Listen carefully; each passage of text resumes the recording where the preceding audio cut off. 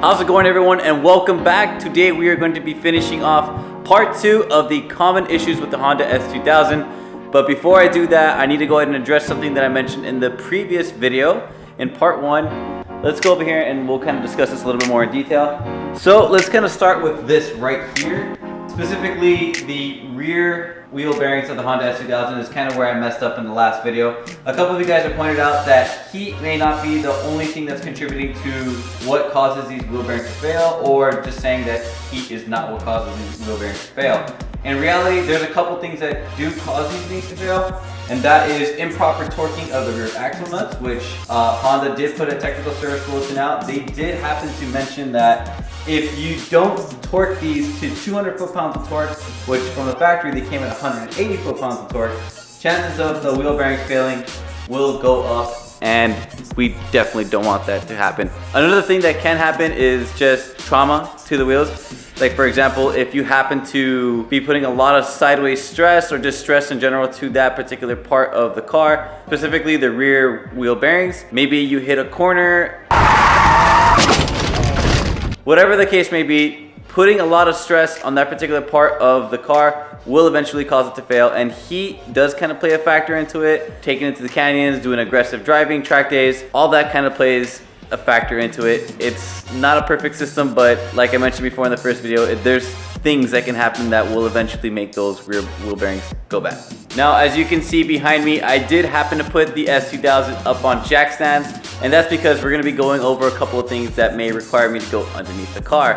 But let's go and take a look at the first thing we're going to talk about besides the wheel bearing correction, and that's going to be this guy right over here. That is the clutch master cylinder. Now, this sucker right here can go wrong. It just depends on a couple of things. For the most part, these things go bad with age and also with improper maintenance of them.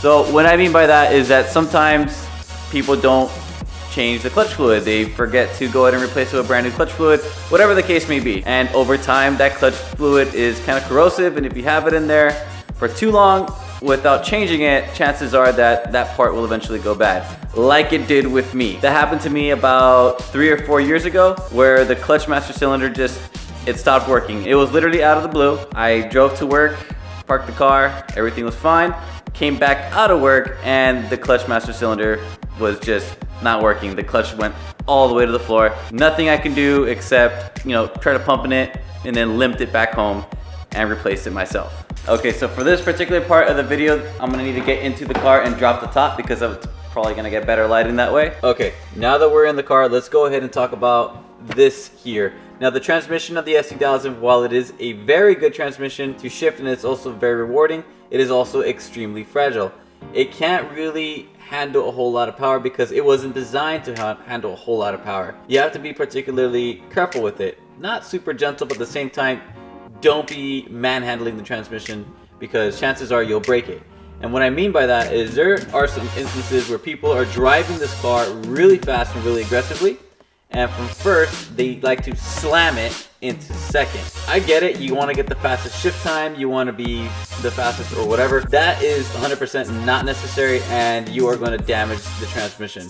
Specifically, shifting from first to second, if you do that, you can potentially break the synchros on the S2000 second gear. You don't need to do that. All you got to do if you really want to drive fast is first, second, and look at that. I didn't have to put a lot of force to it. It was really smooth, really slick, and super quick. You don't have to do anything crazy in order for you to get that shift. I mean, if I wanted to go from second to third, it's very simple. Quick little motion. The shift throws on the stock transmission are not very long. You don't have to be overcompensating by slamming it into second, third, whatever gear. You don't need to slam it. Just be really careful because you can definitely break this transmission. Okay, now moving on with the topic of transmissions on the Honda S2000, we're going to be talking about the flywheel next. Specifically in the AP2s, the 04s to 09 S2000s, those S2000s in particular got a heavy flywheel from Honda. Unfortunately, I won't be able to show you here today because that means I would have to take out the transmission, and obviously I can't do that today. The problem with this is that Honda decided to put a 24-pound flywheel to the AP2s versus the 14-pound flywheel they can find in the AP1s. Why, you may ask? Well, it kind of helps with the revs a little bit. It has something to do with the revs on this particular car, since this is limited to about like 8,200 RPMs versus the AP1 is limited to about 9,000 RPMs. Anyway, there's a whole lot of jargon. I'll just link the information down in the description box down below. But what Honda didn't actually pay attention was that they decided to go ahead and upgrade the size of the flywheel, making it a 24-pounder without upgrading the pressure plate. So you still have the same pressure plate that is used to handling 14 pounds, adding an additional 10 pounds on top of that makes it really hard for that pressure plate to kind of compensate. So every now and then, if you're driving the car kind of aggressively, you will feel as if though the car is kind of slipping, maybe the clutch is slipping a little bit. The best thing for you to do to kind of remedy that is to go ahead and swap out that heavy flywheel for, let's say, an AP1 flywheel, which will definitely fit these cars, or something even lighter. You can go as light as you want, but it all depends on what you decide to get. It's something that you should do or consider if you have an AP2, just because it kind of wakens up the car. It makes it feel a lot better.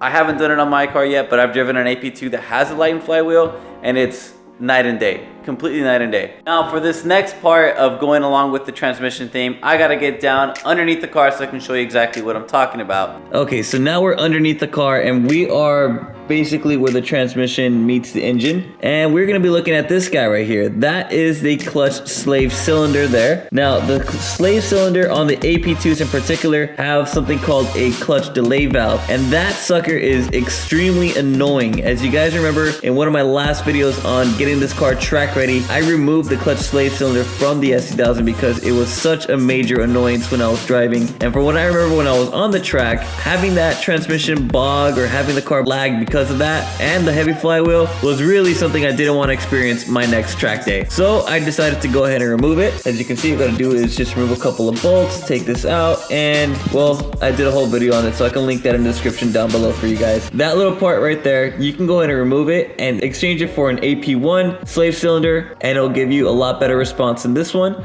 Or you can go ahead and do what I did and remove the clutch delay valve and have the better response. It won't really remedy the lag or the hesitation issues if you still have the heavy flywheel, but if you do have that lightened flywheel and you have the clutch delay valve removed on this, it'll be a lot better. Now this delay valve was just Honda's way of adding a band-aid to a problem they were having with owners launching the S2000s when they were new and breaking the transmission and the differential. So this kind of limits the power. It just cuts the power a little bit so you don't really have full torque, so you can't really mess up the transmission or mess up the differential. But it is something that it doesn't really do a really good job. It just kind of makes the driving experience a little bit more annoying. Thankfully, it's something that you can easily take care of by removing the delay valve in itself or swapping out the slave cylinder for an AP1 slave cylinder. Okay, now moving on to the next topic of discussion, and that's going to be the soft top on the S2000. Now the soft tops on most convertibles, they're prone to ripping or tearing, but the S2000 in particular is kind of notorious for this, and I'll go ahead and show you guys right over here. And as you can see, my soft top has already started tearing. I already have one going on right about there, and I have one in the most notorious spot for the AP2s right here. This is where the driver's side is at. This is kind of like where you can see the soft top tear starting to happen. And I do happen to have one on that side and one where the latch kind of meets the striker here on the other side as well. Now, this is really common for the S2000. You will be seeing this a lot. This is really just something that just happens with these cars. And a lot of it just has to do with the way the soft top's made and also the soft top frame on the S2000. Some people have gone ahead and just kind of like smoothed out the frames and wrapped them up and made sure that it doesn't cut into the soft top. But for the most part, you know, it is eventually going to happen. There's some reinforcements that you can do to make that better. Fortunately, you don't have to buy an OEM top if you don't want to. You can go ahead and buy some aftermarket ones. Although I will say that there are some aftermarket companies or soft top companies that don't make as good a quality as OEM. Personally, I'm thinking maybe eventually I'm just gonna go ahead and gut the soft top altogether and replace it with an OEM hardtop. I don't know, I'm still kind of up in the air about it. I do love driving with the top down, but if I can't patch these holes up, then chances are that I'm not gonna spend the $1,500+ to go ahead and get this replaced. Because at the end of the day, I can have an OEM hardtop installed in the car and it'll be a lot lighter than having the soft top on there, and it'll look pretty cool.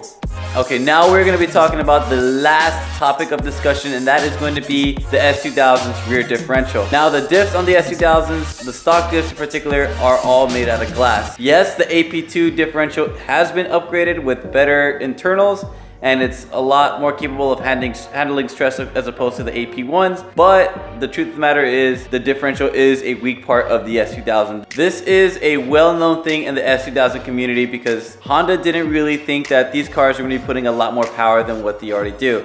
At 240 horsepower and let's say 162 pound-feet of torque or whatever it is, that's not a whole lot of cause to go ahead and beef up the differential or the transmission on these cars.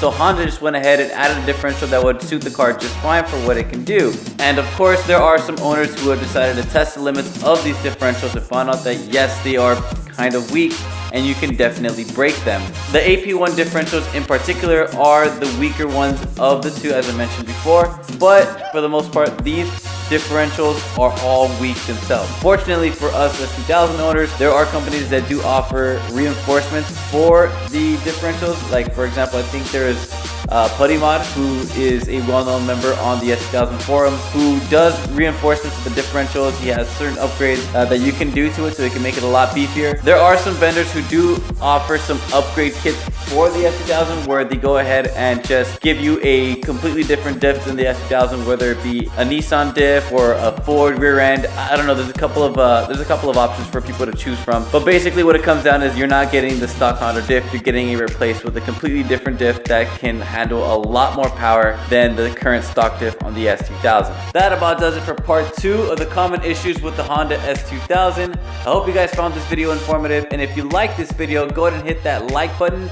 And if you guys are new to this channel, if you like the content of this video and everything else on my channel, go ahead and hit that subscribe button and turn on notifications. But that about does it for this video. I hope you guys enjoyed it, and I will catch you guys in the next video.